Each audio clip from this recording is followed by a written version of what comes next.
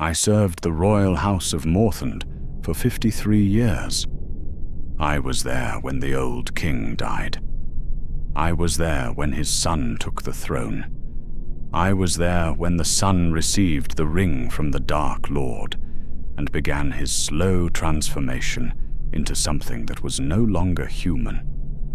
And I was there at the very end when his mother finally found him. When she forced a meeting that should never have happened. When she made the Witch-King of Angmar the Lord of the Nazgûl, the most feared servant of Sauron in all of Middle-earth, feel something he had not felt in centuries. Fear. Not fear of death or pain or defeat. Fear of her, fear of his mother, and I watched as that brief moment of feeling, that one spark of humanity she managed to kindle in the darkness, led him to kill her. Let me tell you what I saw. Let me tell you about the queen who terrified her own son even after he had become a monster. And let me tell you why, of all the horrors I witnessed in my long years of service, that final meeting was the worst. My name is Castamir. I was born in Morthond, one of the Númenórean colonies in Middle-earth, in a time when our people still ruled with strength and pride. I entered service in the royal household when I was 15 years old, as a page, and I worked my way up over the decades until I became the chief steward of the palace. I served 3 generations of the royal family. The old king, stern but just. His wife, the queen, cold and ambitious. And their son, the prince who would become king, and then become something far worse. The old king died when his son was 25. A hunting accident, or so it was said, though there were whispers that the queen had grown tired of her husband's caution, his reluctance to expand their territory, his diplomatic approach to neighboring kingdoms, whispers that she wanted a ruler who would be more aggressive, more ambitious, more like her. The prince became king, and the queen became the queen mother.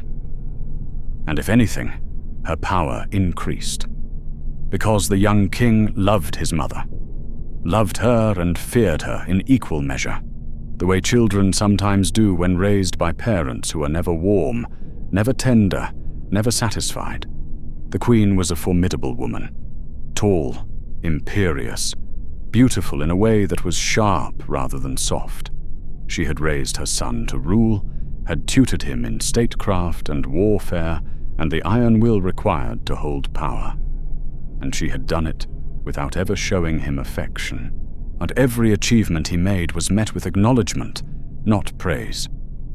Every failure was met with cold disappointment that cut deeper than any anger.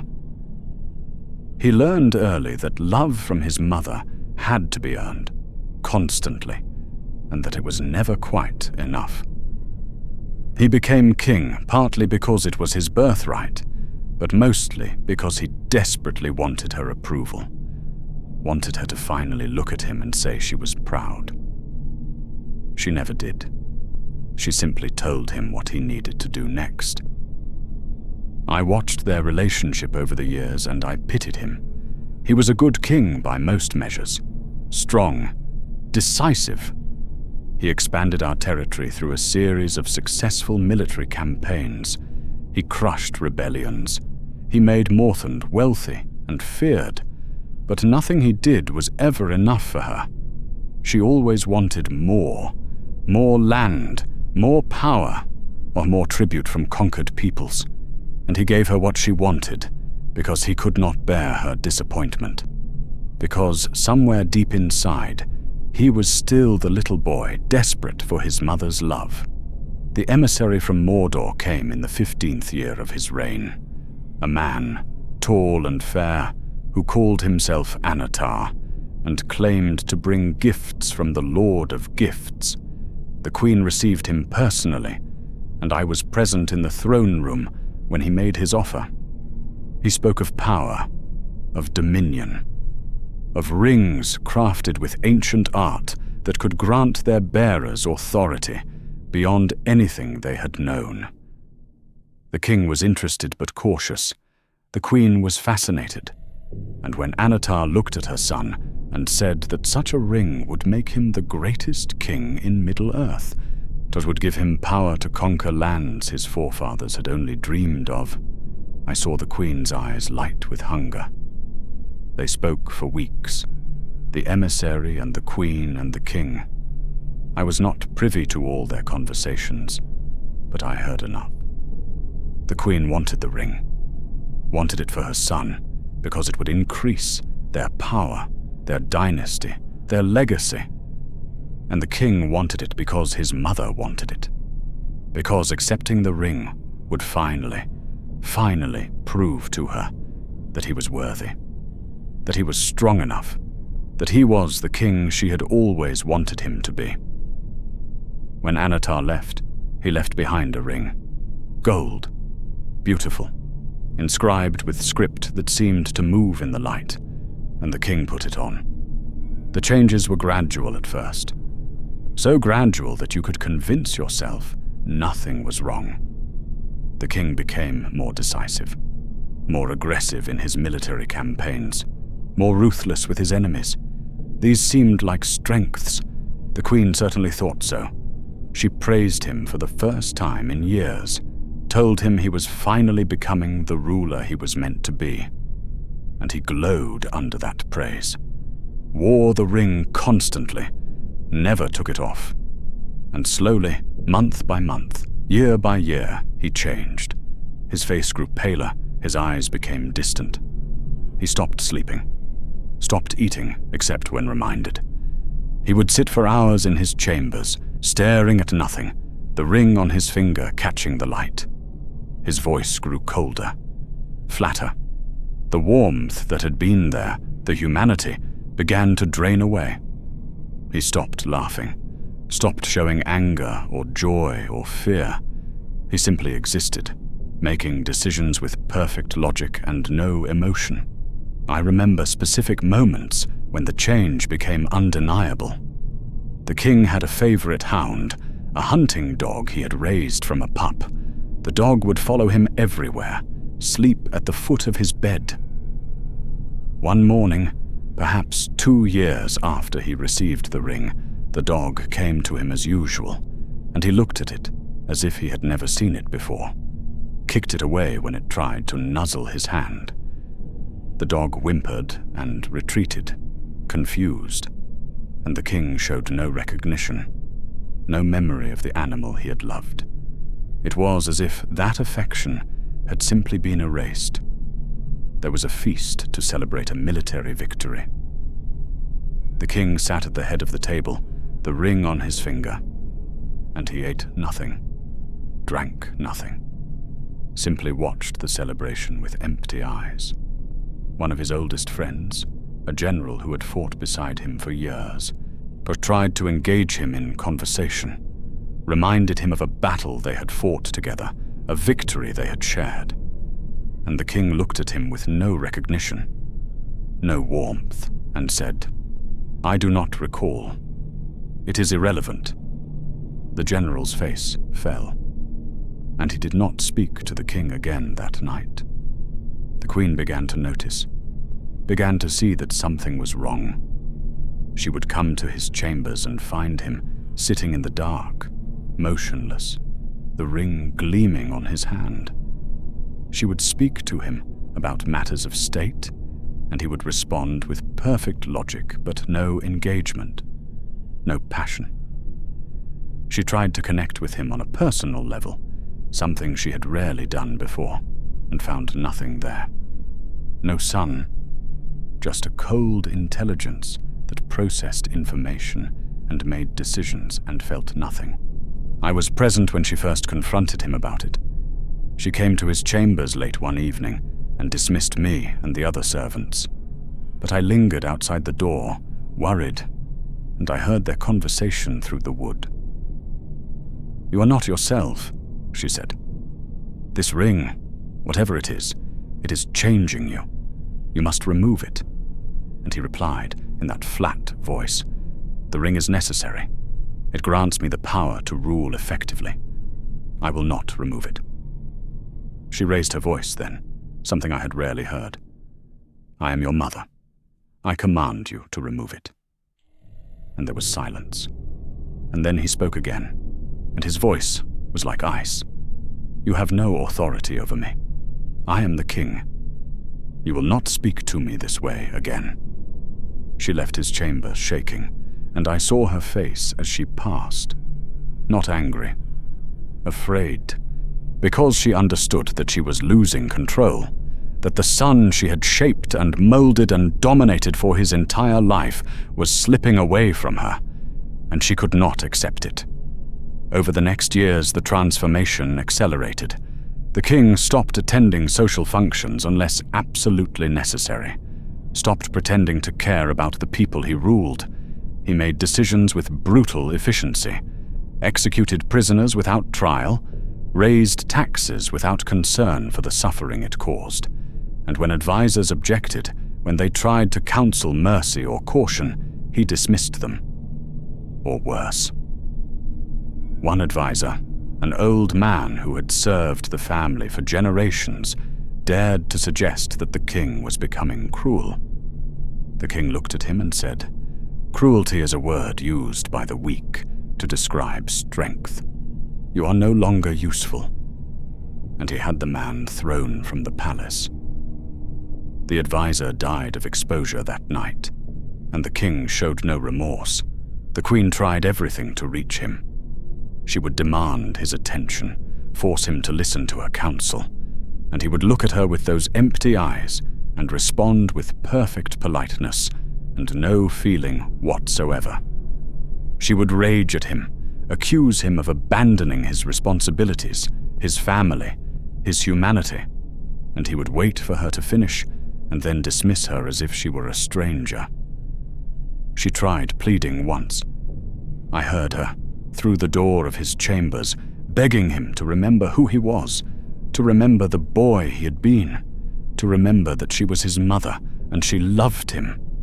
And he said, in that dead voice, "I remember nothing that matters, and love is weakness. But you taught me that yourself." That broke something in her. I saw her leave his chambers that day, and her face was like stone, and I knew that she had finally understood, that the son she had raised was gone, truly gone, and whatever wore his face now was something else entirely. When he finally disappeared, it was almost a relief. He had been fading for years, becoming more ghostly, more absent. His skin had become translucent. His voice was barely a whisper. He moved like a shadow, barely there. And then one night, he simply left, walked out of the palace and did not return. We searched for him. The queen mobilized the entire army to search. But he was gone, vanished into the night like mist, and rumors began to spread.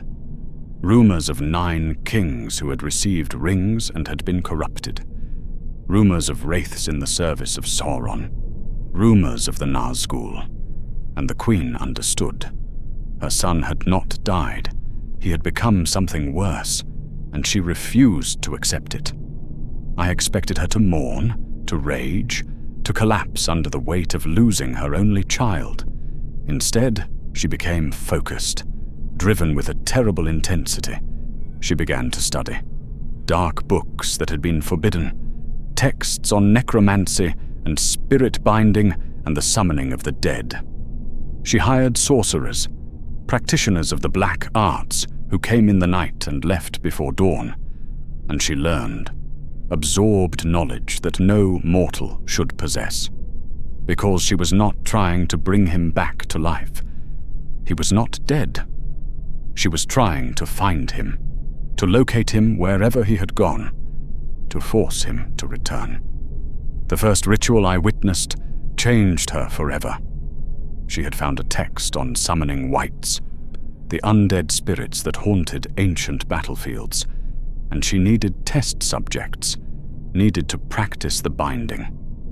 She chose a barrow field south of the city, where warriors from an ancient war had been buried, and she brought me with her, along with 2 other servants sworn to secrecy. We arrived at midnight. The moon was dark, and the queen stood before the largest barrow and began to chant. The words were in no language I knew, harsh, guttural. They hurt to hear.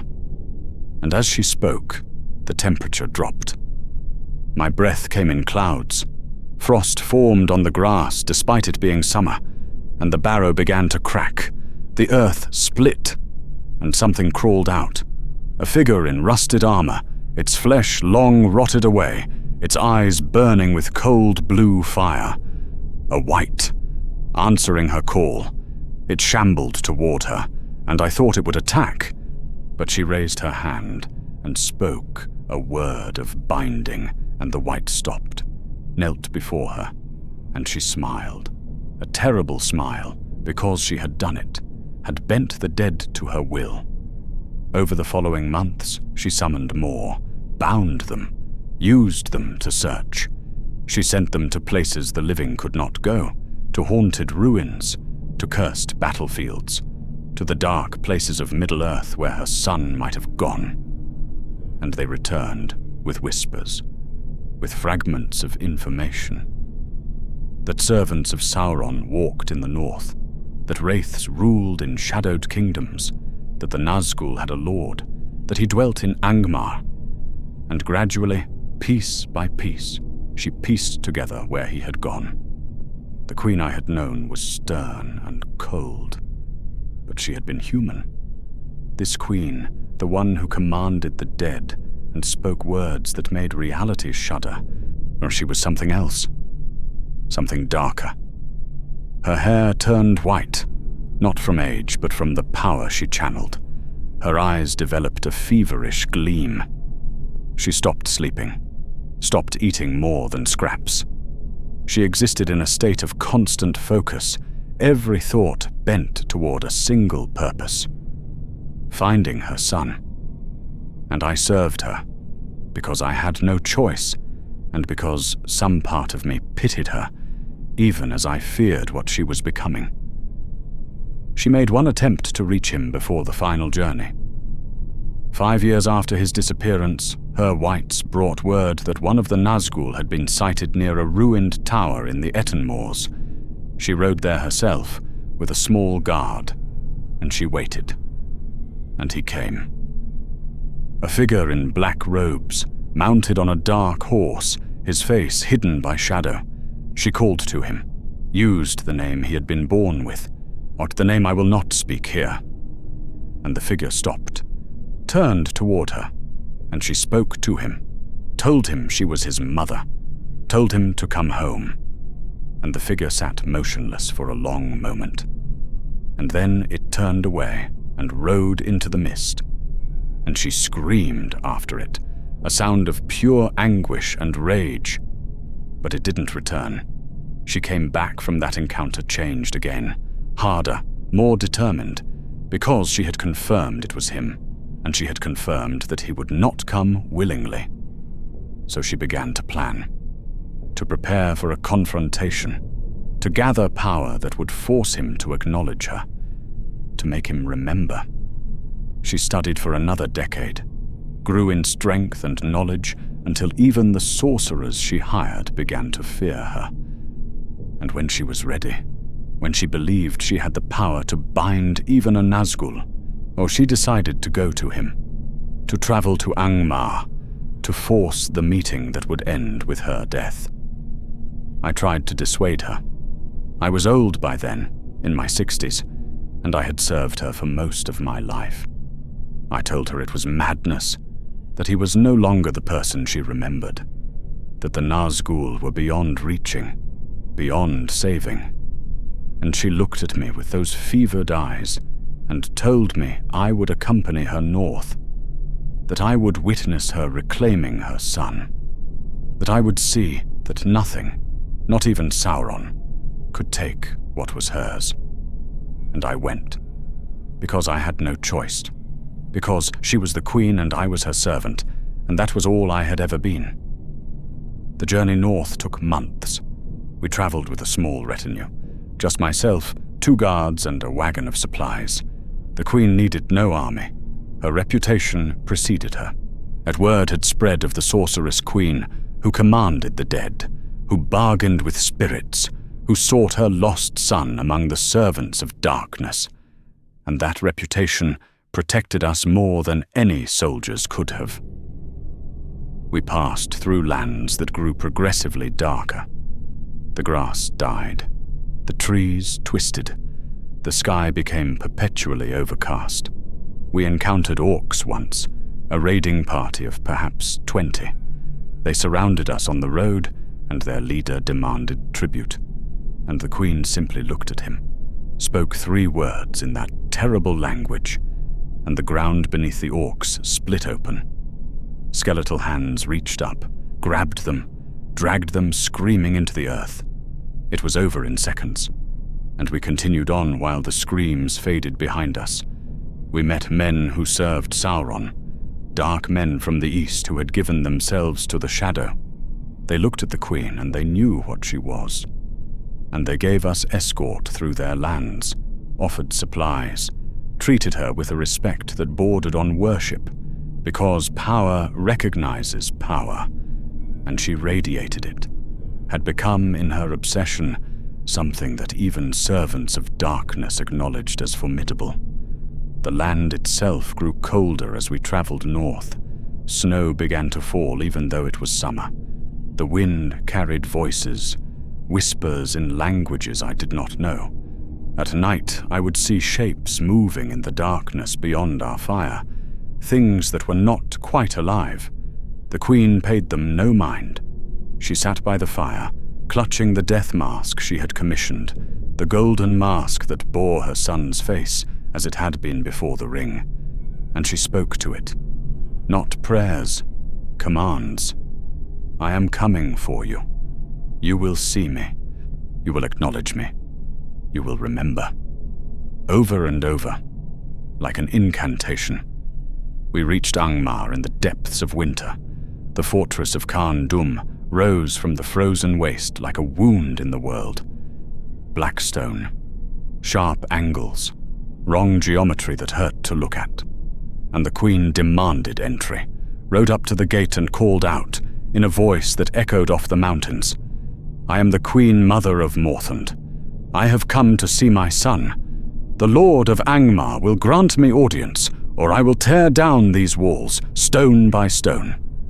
The guards at the gate were men, corrupted, evil, but they hesitated, because even they could sense what she was, and they sent word inside, and we waited, hours, in the freezing cold, and finally word came back. The Witch-King would see her, would grant her an audience, but she would come alone. She refused, demanded I accompany her as witness, and after some negotiation, they agreed. One witness, one servant to see what happened, because what was one old man against the power of Angmar, we were led into Khan Dum. I will never forget that walk. The fortress was vast, labyrinthine. The corridors twisted in ways that defied geometry. The walls were covered in frost despite the torches that burned with cold flame. And there were presences there, things that moved in the shadows, things that whispered, things that watched with eyes I could not see but could feel on my skin. The guards led us deeper, downstairs, through halls, until we reached a great chamber. The chamber was empty, except for a throne at the far end. Black stone, carved with images I could not look at directly without my eyes watering. And we waited. But the queen stood perfectly still, her back straight, the death mask clutched in her hands, and I stood beside her and tried not to shake, because I could feel something approaching, something vast and cold and utterly wrong. The temperature dropped. My breath came in clouds. Frost spread across the floor in patterns that looked almost deliberate. And then he entered. He came from a side door, tall, robed in black, a crown of iron on his head, and where his face should have been, there was nothing. Just shadow under the hood. Just emptiness, He moved with a terrible grace, utterly silent, and took his seat on the throne, and the cold in the room deepened, became oppressive. I could feel ice forming in my lungs with each breath, and the Queen stepped forward. "My son," she said. Her voice was steady, strong, with the voice of a queen who had commanded armies and bound the dead and crossed the frozen wastes to reach this moment.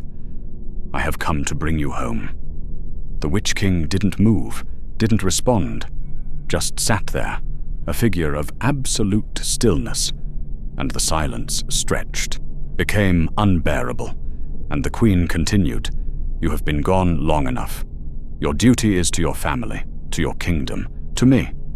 I am your mother, and I command you to return." Still nothing. No movement, no acknowledgement, as if she were speaking to an empty throne. And I saw something I had never seen before. I saw the Queen's composure begin to crack. Her hands tightened on the death mask. Her voice grew harder. "Do you hear me? I am speaking to you. You will acknowledge me." The Witch-King spoke. His voice was like wind through a tomb. Flat. Dead. Without inflection or humanity or warmth. "You have no power here, woman. You are nothing. Leave before you are destroyed." Not mother. Not any acknowledgement of who she was. Just woman. Just dismissal. As if she were a stranger. As if she meant nothing. And I saw the Queen's face contort with rage. "You will address me properly," she said, her voice shaking now. "I am your mother. I am the one who gave you life. The one who shaped you into a king. The one who made you everything you were. And you will remember that."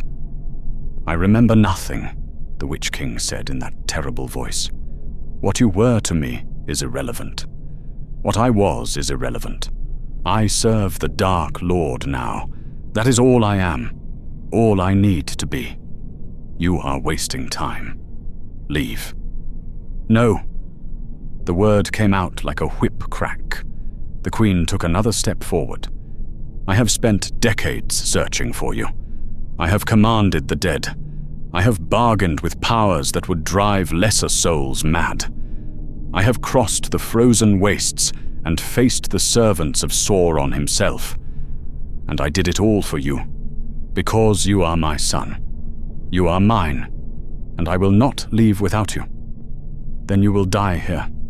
The Witch-King's voice carried no emotion, no threat, just statement of fact. "I have killed hundreds, thousands. One more death means nothing." "You would kill your own mother?" The Queen's voice broke slightly. "Just for a moment. You would raise your hand against the woman who raised you? Who loved you? Love is weakness. You taught me that yourself." And there was something in his voice then. Not emotion, exactly, but an echo, a memory of something she had said long ago, when he was young and desperate for her approval. And she had told him that love was weakness, that only power mattered. That sentiment was a flaw to be eliminated.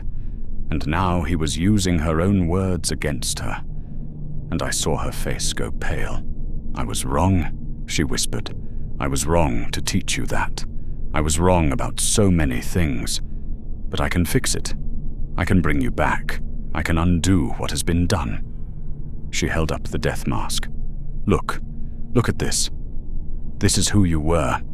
This is your face before the ring, before the corruption. You were beautiful. You were human. And you can be again. Just remove the ring. Come home with me. Let me help you. I cannot remove the ring." The Witch-King's voice was flat. "It is part of me now. I am bound to it, to the Dark Lord, forever. There is no undoing. There is no return. There is only service. No." The Queen's voice grew stronger, more certain. "There is always a choice. You chose to put on the ring. You can choose to take it off. You are stronger than it, stronger than Sauron. You are my son, and my son does not serve. He rules. I was weak then, I am strong now. The ring freed me from weakness, from fear, from love, from you. And those last 2 words carried weight, carried something that might have been relief, as if being free from her was something he valued. And I saw the queen flinch as if struck. "You do not mean that," she said. But her voice was less certain now. "You are confused, corrupted, but I can fix it. I have the power.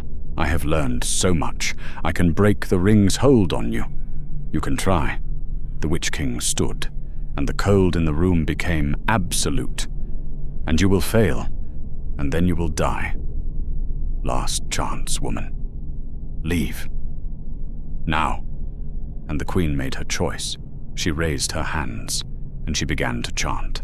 The same words I had heard her use to bind the wights, the same terrible language that hurt to hear, and dark energy gathered around her fingers, coalesced into chains of shadow and will.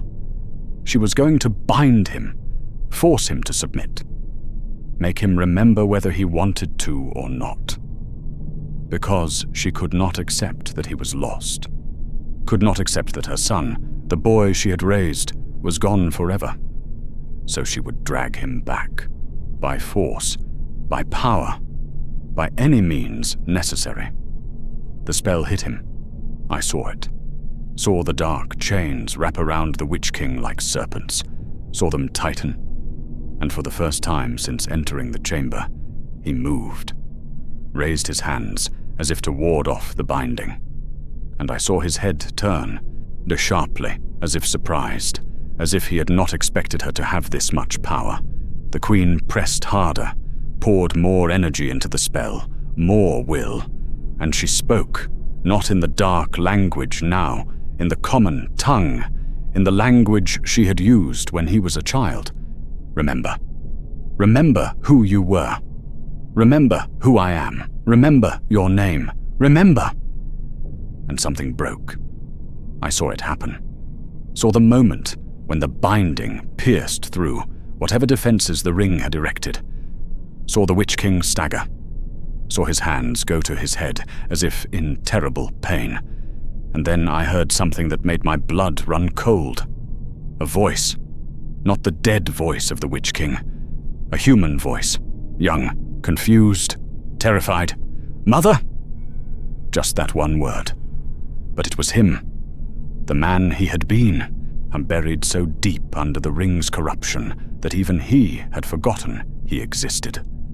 But his mother's will, her terrible love, her absolute refusal to let him go, had dragged him to the surface for one brief, agonizing moment. And the queen's face transformed. Triumph, joy, desperate relief. "Yes," she said, and her voice broke with emotion. "Yes, my son, it is me. I have found you. I have brought you back." She stepped forward, her hands still maintaining the spell, keeping him bound. "Look at me. Truly look at me. Do you see me? Do you remember?" And the Witch-King, or the man he had been, raised his head. And though I could not see his face through the shadow of his hood, I heard his voice again. Still human. Still terrified. I remember. I remember everything. Oh gods, I remember. What have I done? What have I become? "It does not matter," the queen said. And she was crying now. Actually crying, tears streaming down her face. "It does not matter what you have done. You are here now. You are you again. And we can fix this. We can undo it. Just take off the ring. Remove it. Come home with me. Please. Please, my son." She reached for him, her hand outstretched. And for a moment, I thought he would take it. Thought he would reach back. Thought she had succeeded. But the moment shattered. I saw it happen. Saw the Witch-King's hand, which had been moving toward hers, suddenly stop. Saw it clench into a fist. Saw his whole body go rigid. And when he spoke again, his voice was changing. the human tone draining away, the dead flatness returning. No, no, this is weakness. This is pain. I will not, I cannot. The ring, and the ring will not allow— "Fight it!" the Queen shouted. "You are stronger than it. You can resist. You can—" But he was already gone. I watched the transformation happen in seconds, watched the humanity drain out of his voice like water through a sieve, watched the ring reassert control, crush that brief spark of self like snuffing a candle. And when he straightened, when he stood to his full height, he was the Witch-King again. Completely, absolutely. And the cold that radiated from him became terrible, became absolute. The Queen was still holding the spell, still maintaining the binding. But I could see it weakening, see the chains beginning to crack. Because he was fighting back now, and his will, backed by the ring, backed by Sauron's power, was stronger. "You should not have done this," the Witch-King said, and his voice was dead again, empty. But there was something underneath it now. Something that might have been rage, or fear, or both.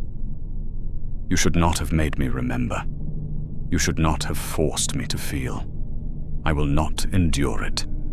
I will not." The chains broke, shattered like glass, and the Queen staggered back, the backlash of the failed spell hitting her. She fell to one knee, gasped, looked up at him with desperate eyes. "Please," she whispered. "Please, I am your mother. I love you. I only wanted to save you, to bring you home. Please do not—" He moved faster than anything should move. One moment he was on the throne. The next he was in front of her, his hand around her throat, lifting her off her feet as if she weighed nothing. She gasped, clawed at his hand, and I saw the realization in her eyes, the understanding that she had failed, that by forcing him to remember, by dragging that spark of humanity to the surface, she had triggered something worse. Because the ring couldn't allow him to feel, could not allow any weakness, could not allow anything that might threaten its control, and so it was eliminating the threat, eliminating her, using his hand to do it. "You made me feel," the Witch-King said, and there was something in his voice now, not emotion exactly, but an echo of it, a ghost of pain. "You made me remember what I was, what I lost, what I can never have again. That pain, that awareness, I will not bear it. I will end it. I will end you." "I love you," the Queen choked out. Blood was running from her nose now. Her face was turning purple. "I only, ever, loved you." "I know," the Witch-King said. And for just a second, just the briefest moment, his voice was human again. Was her son again, acknowledging her, acknowledging what she had done. And then it was gone, and he squeezed. I heard her neck break, heard the sharp crack of bone, heard her final breath rattle out, and he dropped her. She fell to the stone floor like a puppet with cut strings. The death mask she had been clutching rolled away, spinning on the floor before coming to rest facing me. His face, his human face, staring at nothing. The Witch-King looked down at her body, and I saw something, just for a second. His hand trembled, just slightly, as if some part of him, some tiny buried fragment, understood what he had just done, understood that he had killed his own mother, the woman who had raised him, who had loved him, however wrongly, who had spent decades searching for him, and who had died because she succeeded, because she had reached him, because she had made him remember. And that memory, that brief moment of feeling, had been too dangerous for the ring to allow. So it had made him destroy the source, had made him kill her to protect itself, and then even that tiny fragment was gone, crushed, buried. The Witch-King's hand stopped trembling, and when he turned to me, he was completely the Wraith again, completely empty, completely inhuman, "You will leave," he said in that dead voice. "You will tell no one of this. If you speak of what happened here, I will find you, and your death will not be quick." I fled. I do not remember much of leaving Khan Dum.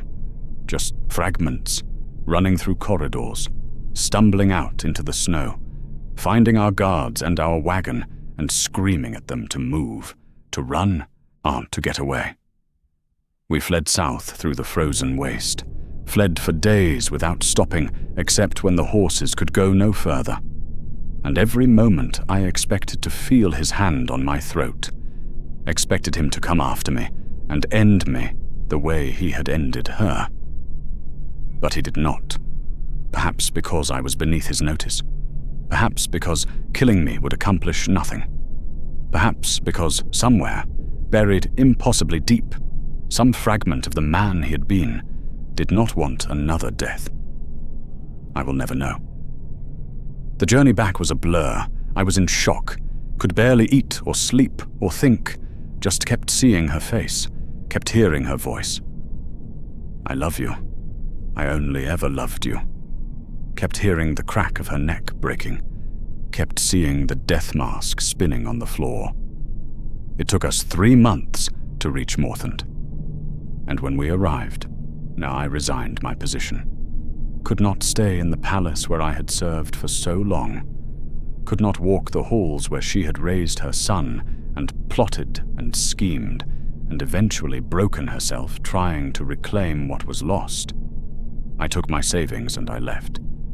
And I told no one, kept the secret for decades, because I was terrified, because I knew he would find me if I spoke, because I could not bear to remember what I had seen. But I'm old now, 90 years old, and the Witch-King is gone, destroyed at the Battle of Pelennor Fields by a woman and a hobbit, so the stories say. And I can finally speak, can finally tell what I saw. The queen who terrified her own son, who loved him and possessed him and could not let him go, who spent decades searching for him and finally found him, and who died because she succeeded, because she made him feel something he was not supposed to feel, because for one moment she reached through the corruption and the darkness and touched the man he had been, and that moment killed her. Before we continue, I want to ask you something. You are hearing a story about obsession, about a mother who could not accept loss, about a son who became something that should not exist. If you want to hear more stories like this, stories from the shadows of power, from those who witnessed the fall of great houses and the corruption of strong wills, then stay. Listen. Subscribe to Whispers from the Shire. These are the voices that history forgets, the servants and witnesses and survivors who saw what really happened, and their stories deserve to be told. Thank you. I think about that moment often. That brief second when he recognized her, when he spoke in his own voice and called her mother, when he remembered what he was and what he had done and what he had become. And I wonder what he felt in that instant. Was it gratitude that someone had not forgotten him, that someone had fought through hell itself to reach him? Or was it horror? Horror at being reminded of what he had lost, of what he had become, of the thousands he had killed and the kingdoms he had destroyed? I will never know, because the moment passed so quickly.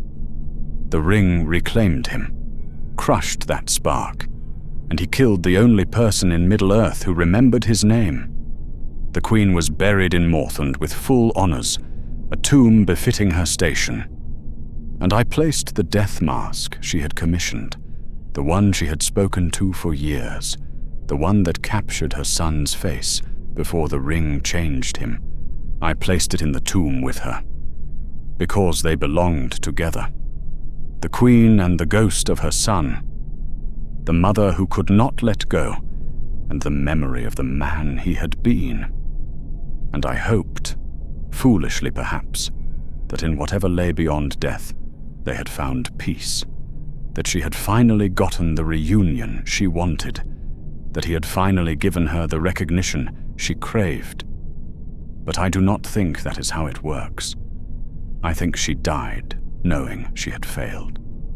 That even her iron will, even her terrible power, even her desperate love could not reclaim what the ring had taken. And I think he continued on for centuries afterward, empty and cold and alone, with no memory of the woman who had loved him, until that brief moment in Carndom was crushed and buried so deep that even he could not reach it anymore. And then he was truly lost, truly gone, with no one left who remembered his name or his face or the man he had been before the ring. I am Castamir. I served the royal house of Morthond for 53 years. I watched a prince become a king, become a monster. I watched his mother refuse to accept his loss, and I watched their final meeting, the moment when she succeeded in reaching him, the moment when he killed her for it. And I am telling you now, as I near the end of my own life, what I learned from witnessing that horror. Some things cannot be reclaimed. Some losses cannot be undone.